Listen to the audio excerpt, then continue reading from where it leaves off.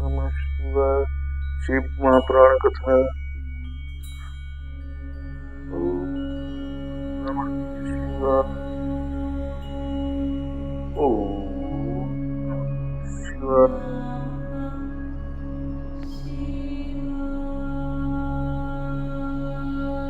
वीरभद्र ने भगवान शंकर का नाम लेकर विष्णु के वृक्ष स्थल में त्रिशूल से प्रहार किया, जिससे विष्णु मूर्छित होकर पृथ्वी पर गिर पड़े।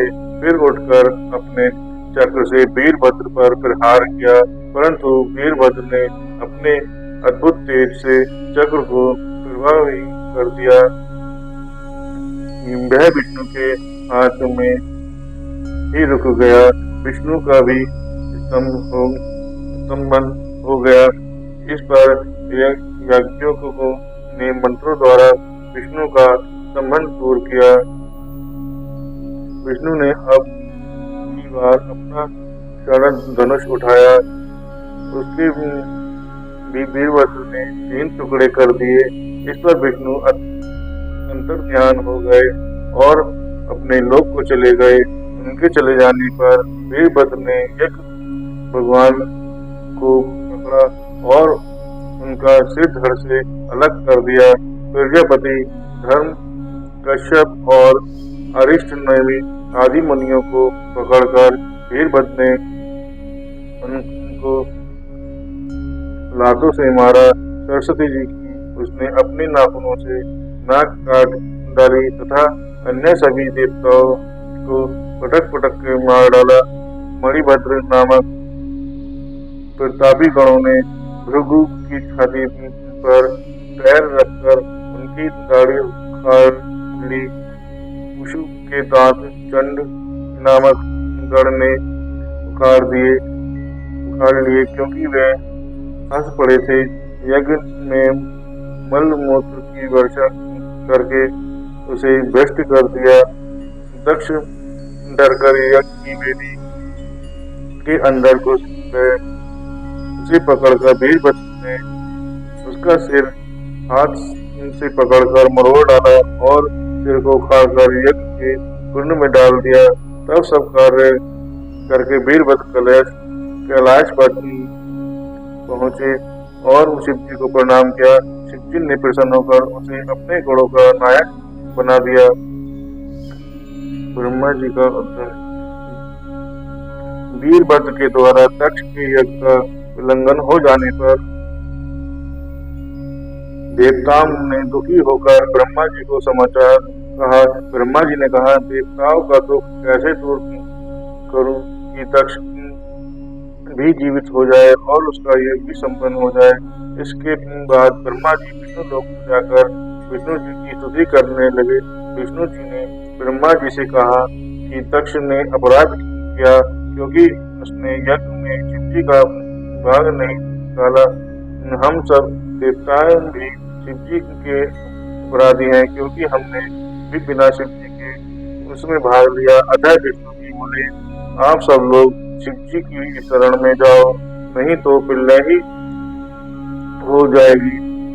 फिर हम सब विष्णु भगवान को साथ लेकर कैलाश पर चले गए और वहां एक विशाल बट वृक्ष के नीचे शिव जी को बैठे देखकर उन्हें नमस्कार किया। उनकी स्तुति करने लगे। हे दयालु सिंधु, हे परमेश्वर, आपकी कृपा के बिना हम नष्ट हो जाएंगे। हे भगवान शंकर जी, हमारी रक्षा कीजिए, हमारी विपत्तियों से रक्षा कीजिए।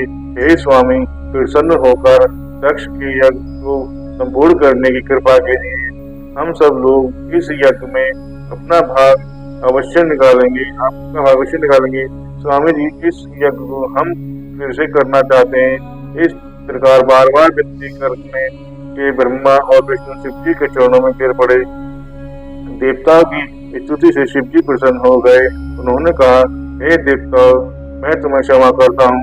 जहाँ तुम तक दक्ष ने यज्ञ का प्रश्न है, उसे मैंने विध्वंस नहीं किया, अपितु उसके कर्म से ऐसा संभव हुआ है।